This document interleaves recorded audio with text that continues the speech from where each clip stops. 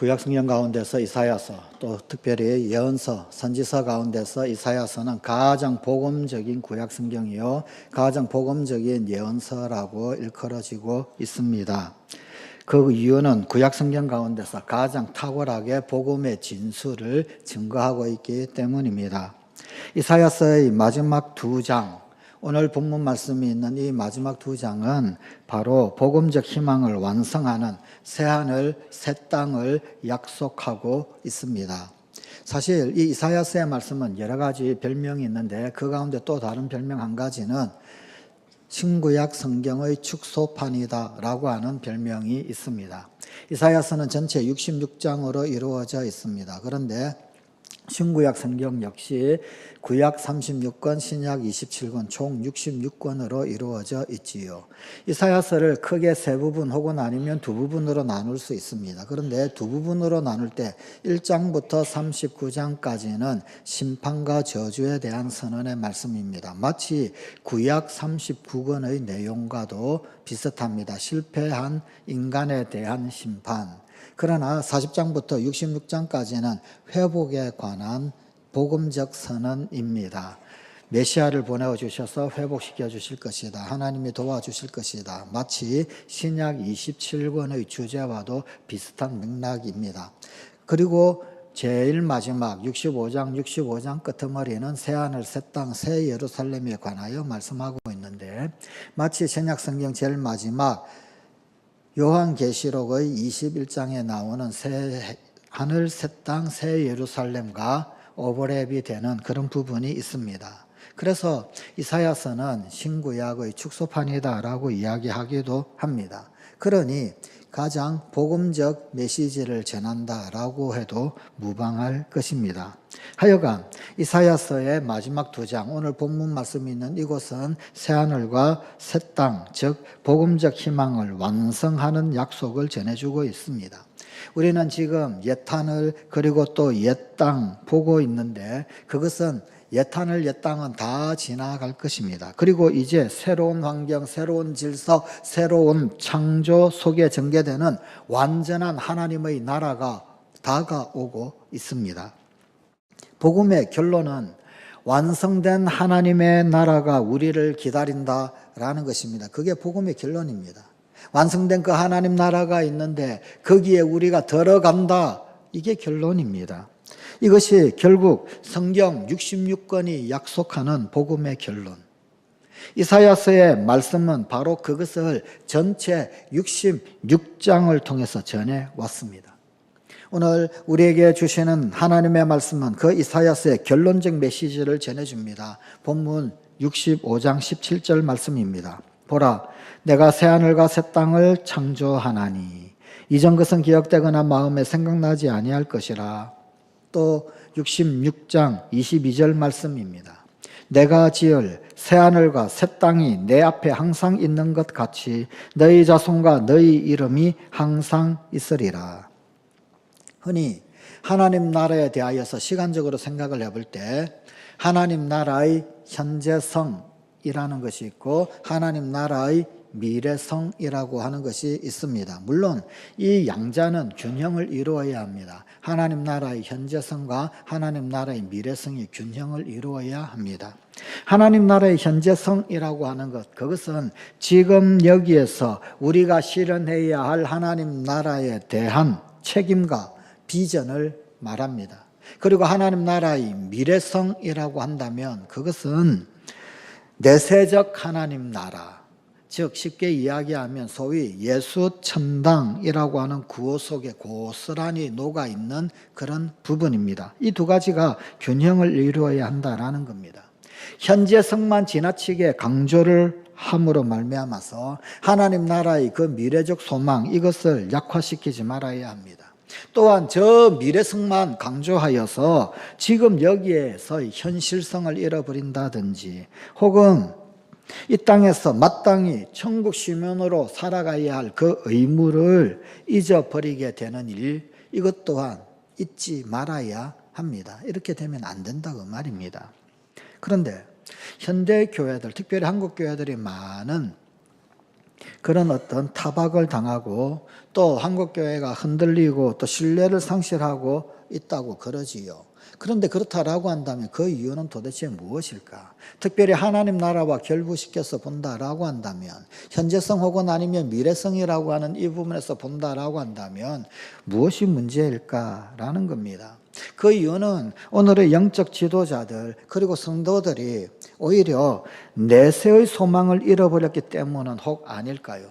너무 현재성에만 집착을 하였어. 지금 여기에서 잘 살고, 지금 여기에서 복받고, 지금 여기에서 해결하고, 지금 여기에서 힘세워지고, 지금 여기에서 권력 얻고, 지금 여기에서 출세 잘 되고, 지금 여기에서 그 어떤 복의 결론이 나타나고, 거기에만 매달리기 때문은 혹 아닐까요?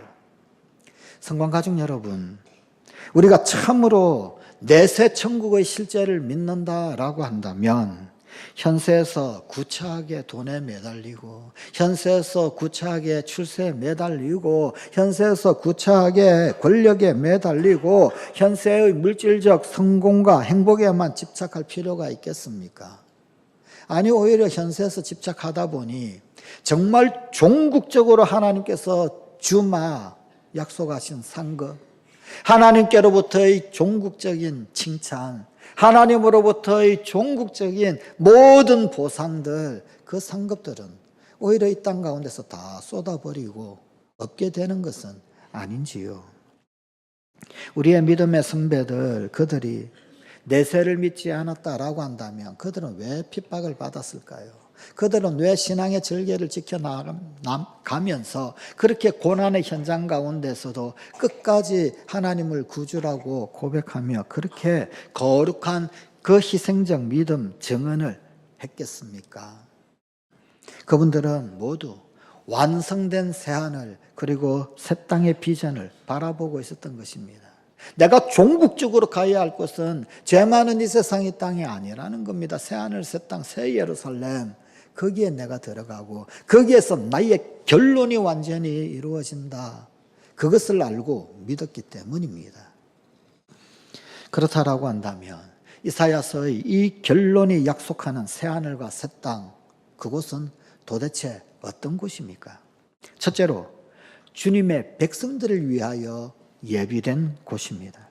오늘 본문 65장 18절 말씀입니다. 너희는 내가 창조하는 것으로 말미암아 영원히 기뻐하며 즐거워할지니라. 보라, 내가 예루살렘을 즐거운 성으로 창조하며 그 백성을 기쁨으로 삼고. 새하늘과 새 땅의 별명은 사실 새 예루살렘입니다. 옛날 하나님의 백성이 언제나 영혼의 고향처럼 마음에 두고 바라보았던 예루살렘. 그래서 시오니즘이라는 것도 있지요. 유태인들 그들은 예루살렘으로 돌아가려고 부단히도 애썼습니다. 그 예루살렘, 그곳은 하나님이 계신 곳, 하나님이 우리를 부르시는 곳, 그러면서. 그런데 그 예루살렘은 사실은 그림자입니다. 그 예루살렘은 장차 하나님이 모든 민족 그리고 열방의 경계를 넘어 새롭게 창조하실 새 예루살렘의 그림자에 불과한 것이었습니다. 그분이 창조하실 미래의 새 예루살렘, 그것은 하나님 백성의 기쁨을 위한 성입니다. 이것에 대하여 신약성경 요한계시록 21장 1절 2절은 이렇게 증언합니다. 또 내가 새하늘과 새 땅을 보니 처음 하늘과 처음 땅이 없어졌고 바다도 다시 있지 않더라. 또 내가 보매 거룩한 성 새 예루살렘이 하나님께로부터 하늘에서 내려오니 그 준비한 것이 신부가 남편을 위하여 단장한 것 같더라. 신랑을 위하여서 눈부시고 아름답게 단장한 그 신부의 모습처럼 하나님은 그분의 백성을 위하여서 새 예루살렘 성을 눈부시고 아름답게 그리고 기쁨 가득하게 단장하고 준비하고 계십니다. 또 요한계시록 21장 10절 11절입니다. 성령으로 나를 데리고 크고 높은 산으로 올라가 하나님께로부터 하늘에서 내려오는 거룩한 성 예루살렘을 보이니 하나님의 영광이 있어 그 성의 빛이 지극히 귀한 보석 같고 벽옥과 수정같이 맑더라. 이곳이 바로 우리의 궁극적 소망, 우리가 참으로 기다리는 우리 하늘의 본향입니다. 우리의 신앙의 선배들은 바로 이 성을 사모했습니다. 바로 이 성을 기대했습니다. 바로 이 성을 바라보았습니다. 그래서 고난도 역경도 또 아무리 핍박이 달려온다고 할지라도 이기고 극복하고 혹 7번 넘어진다 할지라도 8번 또다시 일어나서 이 아름다운 성 새 예루살렘 새 하늘과 새 땅을 향하여 뚜벅뚜벅 한 걸음 한 걸음 전진해 걸어갔던 것입니다. 히브리서 11장 16절입니다. 그들이 이제는 더 나은 본향을 사모하니 곧 하늘에 있는 것이라. 이러므로 하나님이 그들의 하나님이라 일컬음 받으심을 부끄러워하지 아니하시고 그들을 위하여 한 성을 예비하셨느니라. 성관가족 여러분, 이 성의 존재를 믿으십니까? 나도 새 예루살렘이 환영해 준다, 그 사실을 믿으십니까? 믿으셔야 합니다. 이 성은 모든 사람을 위한 곳은 아닙니다. 모든 인류가 다 들어가는 곳, 그런 곳은 아닙니다. 이 성은 오직 주인 되시는 하나님을 믿고 믿음으로 인생을 순례한 백성들, 그들을 위한 마지막 목적지, 마지막 종착역입니다. 오늘 본문 66장 22절 말씀입니다. 내가 지을 새 하늘과 새 땅이 내 앞에 항상 있는 것 같이 너희 자손과 너희 이름이 항상 있으리라. 여호와의 말이니라. 여호와의 말이니라. 이것은 나 만군의 하나님 여호와의 말이다. 내가 내 입으로 말했으니 내가 보증한다 라는 의미입니다. 하나님께서 분명히 약속하셨다. 하나님께서 바로 이것이 언약을 지키시는 하나님 당신 자신의 말씀이다. 그렇게 선언하신 것입니다. 이 도성은 그 이름이 하나님의 백성으로 기록된 모든 주의 백성들 그리고 그 자손들을 위한 곳이다 라고 하나님께서 스스로 확언하시는 것입니다. 그러면 이 영원한 도성 가운데 가면 우리는 뭘 할까요? 이 영원한 도성에서 우리는 무엇을 할까요? 본문 66장 23절 말씀입니다. 여호와가 말하노라. 매월 초하루와 매 안식일에 모든 혈육이 내 앞에 나와 예배하리라. 이 영원한 도성에서 우리가 할 가장 영광스러운 일은 예배입니다. 예배. 그 영광스러운 도성에서 우리는 예배합니다. 새하늘과 새 땅에서 우리는 예배합니다. 천국 생활의 절정은 예배입니다. 천국 삶의 클라이막스는 예배입니다. 요한계시록 4장 10절, 11절, 12절은 바로 그러한 천국 예배의 모습을 우리에게 보여줍니다. 24장로들이 보좌에 앉으신 이 앞에 엎드려 세세토록 살아계시는 이에게 경배하고 자기의 관을 보좌 앞에 드리며 이르되 우리 주 하나님이여 영광과 존귀와 권능을 받으시는 것이 합당하오니 주께서 만물을 지으신지라. 만물이 주의 뜻대로 있었고 또 지으심을 받았나이다 하더라. 또 요한계시록 5장 13절입니다. 내가 또 들으니 하늘 위에와 땅 위에와 땅 아래와 바다 위에와 또 그 가운데 모든 피조물이 이르되 보좌에 앉으신 이와 어린 양에게 찬송과 존귀와 영광과 권능을 세세토록 돌릴지어다 하니. 이것은 천상의 예배의 모습을 그대로 우리에게 보여주고 있습니다. 성관가족 여러분, 그날 그곳에 있고 싶지 않으십니까? 새하늘과 새 땅은 오직 그분의 백성, 그분을 예배하는 자들을 위하여 예비된 곳입니다. 둘째로 새하늘과 새 땅은 옛하늘, 옛 땅의 모순, 그 모순이 고스란히 극복된 곳입니다. 새하늘과 새 땅은 요한계시록 21장 1절에서도 동일하게 사용되었습니다. 거기에도 새하늘 새 땅이라고 동일한 단어가 소개되고 있습니다.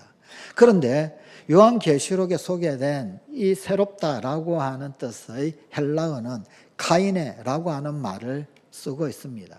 그런데 카이네라고 하는 이 말은 겉모양새의 변신, 환경이 변화되어지거나 겉모습이 바뀌게 되어지거나 그런 어떤 변신의 새로움을 이야기하는 단어가 아닙니다.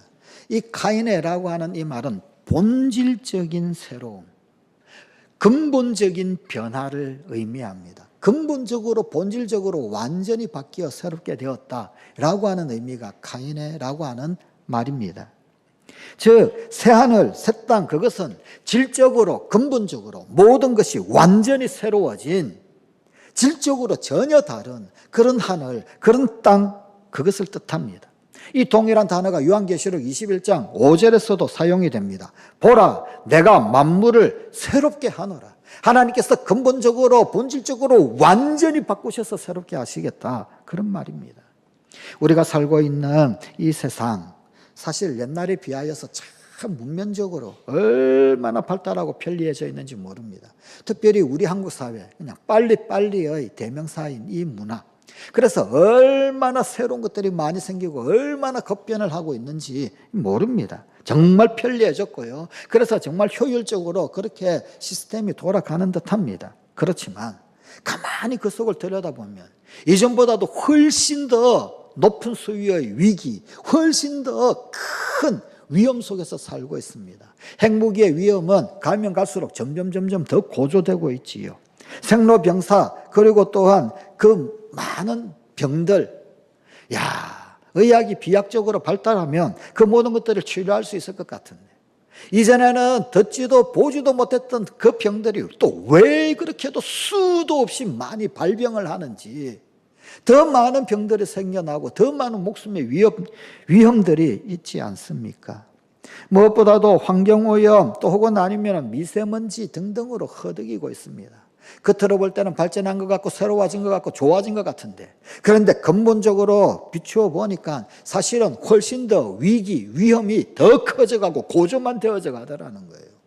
여러분 이런 건 새로운 게 아닙니다. 이런 건 새로운 게 아니더란 말입니다. 그래서 하나님은 근본적으로 근원적으로 새롭게 만드시겠다라는 거예요. 근본이 새로워지지 않으면 우리에게는 해답이 없습니다. 살 길이 요원합니다. 무엇보다도 생로병사의 눈물 아픔 그것은 지금도 여전히 겪고 있는 그런 우리의 아픔입니다. 그러나 본문 65장 19절에서 주님은 새 예루살렘에서는 우는 소리가 없다, 부르짖는 소리가 더 이상 나지 않는다라고 말씀을 하십니다. 약속하셨어요. 그리고 이어지는 20절 말씀 가운데서는 유아 사망이 없다는 거예요. 어린아이가 죽지 않는다. 뿐만 아니라 100세 이전에 죽지 않는다. 100세 이전에 죽는 노인도 없을 것이다. 아니 100세가 청년이다. 100세 이전에 죽으면 그건 저주다. 그렇게 약속을 하십니다. 궁극적인 본향, 새하늘과 새 땅에 대한 요한계시록 21장 4절의 약속입니다. 모든 눈물을 그 눈에서 닦아주시니 다시는 사망이 없고 애통하는 것이나 곡하는 것이나 아픈 것이 다시 있지 아니하리니 처음 것들이 다 지나갔음이러라. 그렇습니다. 우리의 궁극적인 고향, 우리의 궁극적인 본향, 곧 영원한 천국은 인간의 죄로 말미암아 초래되었던 그 모든 아픔, 그 모든 고통, 아니 그 모든 모순이 다 청산되고 극복되는 곳입니다. 철학자 임마누엘 칸트는 내세를 거기에 있어야 할 곳이라고 이야기했습니다. 즉 당위의 장소라고 말했습니다. 내세는 당위의 장소라는 겁니다. 내세는 당연히 거기에 있어야 되는 곳이다. 무슨 말일까요? 현세에서는 결코 해결될 수 없을 것 같은 문제, 그 문제가 곳곳에 현세에서는 아주 산재되어져 있습니다. 우리의 이루어지지 못한 꿈, 우리의 이루어지지 못한 사랑, 이 세상이 전부다라고 그런다면 우리는 얼마나 억울하겠습니까? 또 너무 허무하지 않겠습니까? 비전을 세웠는데 꿈을 가졌는데 그래서 달려갈 길 열심히 달렸는데 이루지를 못했어요. 다 달성이 되지도 않아요. 그 미완성의 그 부분들 얼마나 허무합니까? 무엇보다도 이 세상 가운데서 우리가 경험한 모든 불공평함, 불의함, 부당함, 부정의함, 왜곡된 그 모든 것들, 이 모든 것에 대한 정의가 실현되기 위해서라도 그곳은 반드시 필요하지 않겠습니까? 그 내세가 반드시 필요하지 않습니까? 600만 유대인들이 세계제 2차 대전 때 억울한 죽음을 맞이했습니다. 나치들에 의해서 수용소로 끌려가고 가스실에서 혹은 아니면은요, 여러분 사람을 하나 그냥 완전히 짜가지고 사람에게서 나오는 기름으로 비누 2장을 만들고 그 2장의 비누를 전쟁 가운데 있는 독일 병사들한테 보내고 그랬단 말입니다. 그들의 희생. 도대체 그들은 왜 고통당하고 왜 고난당해야 했습니까? 알 길이 없어요. 만일 이 세상이 전부다라고 한다면 우리가 어떻게 공의로우신 하나님을 증언할 수 있겠습니까? 세상의 모든 모순과 부조리가 시정되고 극복되기 위해서라도 내세는, 아니 천국은 존재해야 하는 곳이 아닙니까? 칸트는 그래서 그곳을 당위의 장소라고 명명했습니다. 그런데 성경은 절대적으로 공의로우시고 거룩하신 하나님이 다시는 모순도 없고 억울함도 없고 부조리도 없고 부정의함도 없는 불공평도 없는 그 영원한 곳을 준비하셨다. 모든 모순을 다 해결하시는 그곳이 반드시 있다. 그렇게 증언합니다. 셋째로 새하늘과 새 땅은 꺼지지 않는 불과 대조되는 곳입니다. 본문 이사야 66장 24절은 이사야서의 제일 마지막 구절의 말씀이기도 합니다. 그들이 나가서 내게 패역한 자들의 시체들을 볼 것이라. 그 벌레가 죽지 아니하며 그 불이 꺼지지 아니하며 모든 혈육에게 가증함이 되리라. 영원한 천국과 대조적인 꺼지지 않는 불이 있는 곳, 그것에 대한 경고가 이 이사야서의 마지막 마무리입니다. 그런데 바로 이 구절 가운데서 전통적으로 우리가 지옥이라 명하는 곳, 그곳의 묘사가 첫 출발점으로 소개되고 있는 것입니다. 꺼지지 않는 불. 벌레도 타 죽지 아니하고 뜨거운 불이 영겁을 두고 타오르는 그 심판의 장소, 그곳이 바로 지옥입니다. 그곳은 불과 유황으로 타는 못입니다. 요한계시록 20장 9절 10절입니다. 그들이 지면에 널리 퍼져 성도들의 진과 사랑하시는 성을 두르매 하늘에서 불이 내려와 그들을 태워버리고 또 그들을 미혹하는 마귀가 불과 유황못에 던져지니 거기는 거짓선과 거짓 선지자도 있어 세세토록 밤낮 괴로움을 받으리라. 이 이사야서의 말씀은 가장 복음적인 예언서다. 그런 이사야서인데, 천국 복음을 전하는 그런 말씀인데 왜 지옥을 전하는 것, 이것으로 마무리를 하고 있을까요? 왜 이사야서의 제일 마지막 부분은 지옥을 전하는 것으로 끝을 맺고 있을까요? 지옥의 참담한 저주를 모르는 사람은 천국 백성이 된 것을 감사하지 못하기 때문입니다. 지옥을 믿지 않는 사람은 천국도 믿을 수 없습니다. 지옥이 존재하기 때문에 천국의 소망은 우리에게 복음이 됩니다. 1741년 미국의 제1차 영적 대각성을 촉발시켰던 위대한 설교가 있었습니다. 조나단 에드워드의 설교였습니다. 세상에서 역사상 가장 위대한 설교로 여겨지고 있기도 합니다. 그 제목이 진노하신 하나님의 손 안에 떨어진 죄인들입니다. 그 설교의 일부를 그대로 읽어드립니다. 하나님을 부인하는 패역한 죄인이 지옥에 던져지는 것은 너무나 당연합니다. 하나님의 공의는 살아있기 때문에 하나님이 죄인들을 멸망시키는 것에 이의가 있을 수 없습니다. 죄인들은 지옥에 가도록 이미 정죄되었습니다. 하나님께서 자신과 죄인 사이에 정해놓으신 의의 법칙이 죄인들을 정죄하여 지옥으로 보내는 것입니다. 영원히 변치 않는 의의 법칙이 죄인들을 대적함으로 그들을 지옥으로 보내는 것입니다.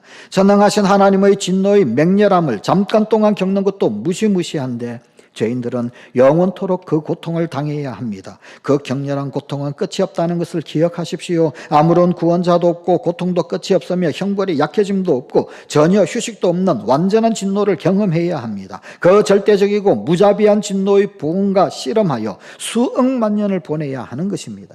그 처참한 세계, 펄펄 끓어오르는 유황 불못은 죄인들의 발밑에 넓게 펼쳐져 있습니다. 그곳에는 하나님의 진노의 불만이 활활 타오르고 있습니다. 지옥은 입을 크게 벌리고 있고 그 지옥에는 디디고 설 만한 한 발판도 없고 붙잡고 매달릴 만한 손잡이도 없습니다. 당신과 지옥 사이에는 허공 위에 아무것도 없습니다. 그곳은 거대한 진노의 용광로이며 진노의 불꽃이 타오르는 무저갱의 심년입니다. 모든 죄인들은 이 진노하시는 하나님의 손에 매달려 있습니다. 당시 그의 설교를 듣고 있던 사람들은 가슴을 찢고 통에 자복하면서 울부짖었습니다. 얼마나 많은 사람이 애통했는지 설교자가 설교를 더 이상 할 수가 없을 지경이었다고 합니다. 더러는 지금 당장 지옥으로 떨어지는 그 자신의 존재를 느끼고 예배당 기둥을 끌어안고 혹은 아니면 예배당 저 모퉁이 한가운데 그 모퉁이 속에 서 있으면서 머리를 찍어 박으면서 그러면서 몸부림치면서 통곡을 했다고 합니다. 이 부흥은 미국 전역 가운데 퍼졌습니다. 온 미국을 휩쓸면서 그들로 회개하고 주님께로 돌아오도록 했습니다. 말을 타고 그 말을 지나가는 사람, 이상한 영험한 어떤 기운을 느낍니다. 그리고는 말이 가지를 않습니다. 도저히 말을 타고 있을 수가 없습니다. 자기도 모르는 사이에 말에서 내리고 그래서 땅바닥에 무릎을 꿇고 주저앉고 눈물 흘리게 됐습니다. 그리고 그를 이끄는 곳, 이 놀라운 회개의 현장, 그 현장으로 가서 그래서 거기에서 함께 예배했다는 그런 기록까지도 있습니다. 조나단 에드워드가 어떤 특별한 능력이 있어서 그랬을까요? 사실 그분은 설교학적으로 본다라고 그러면 참 이상한 설교를 하신 분이에요. 두터운 알의 안경, 그것을 코끝에 겨우 걸쳐 쓰고 그리고는 오로지 원고만 쳐다보면서 예배 때 회중의 시선, 회중의 모습을 쳐다보지도 못하고 오직 눈을 원고에만 쳐봤고 그리고만 원고만 읽었던 그런 목사님이셨습니다. 하나님의 말씀의 능력이었습니다. 하나님의 말씀을 그대로 풀이하고 그 말씀을 그대로 해석을 하고 그 말씀을 있는 그대로 전달했던 하나님 약속의 능력이었었습니다. 본문 66장 24절은 이사야서의 마지막 예언으로 벌레도 죽지 아니하고 뿐만 아니라 불도 꺼지지 않는 지옥의 경고로 마무리됩니다. 그러나 복음이 있습니다. 우리가 우리의 패역함을 돌이키고 회개하면 그리고 구원자이신 예수님을 믿으면 죄사함을 얻고 지옥이 아닌 새하늘과 새 땅에서 영원히 살 수 있다라는 것입니다. 사랑하는 성관가족 여러분, 주님 오실 것을 사모하며 기다리는 이 대림절 마지막 주일, 무엇을 선택하시겠습니까? 옛하늘과 옛 땅에서 살다가 영원히 불의 10년으로 떨어지시겠습니까? 아니면 새하늘과 새 땅, 생명수가 흐르는 강이 있는 영원한 천국을 향하시겠습니까? 대림절 마지막 주일, 이제 우리의 마지막 종착지를 선택할 때입니다. 기도하십시다. 하나님 아버지,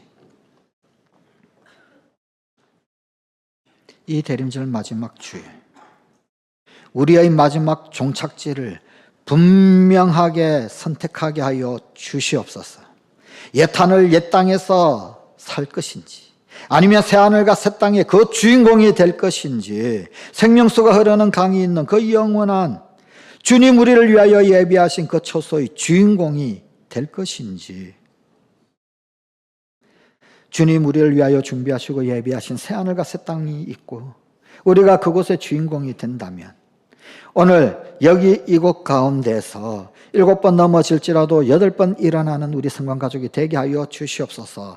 장애물도 있고 때때로 환난도 있고 고난도 있고 핍박도 있고 방해물도 있겠지만 그러나 우리를 기다리고 있는 영원한 새하늘 새 땅이 있기에 주님이 우리를 위하여 준비하고 예비하신 참으로 놀라운 그곳이 있기에 오늘도 그곳 주인공답게 죄만은 이 세상이 내 집이 아니며 이 땅 가운데서 상급을 누릴 것이 아니며 주님 우리를 위하여 영원히 예비하신 그 상급의 주인공 그것 사모하며 그것 기대하며 오늘도 이 땅 가운데서도 달려갈 길 끝까지 달려갈 수 있는 우리 성관가족들이 되게 하여 주시옵소서.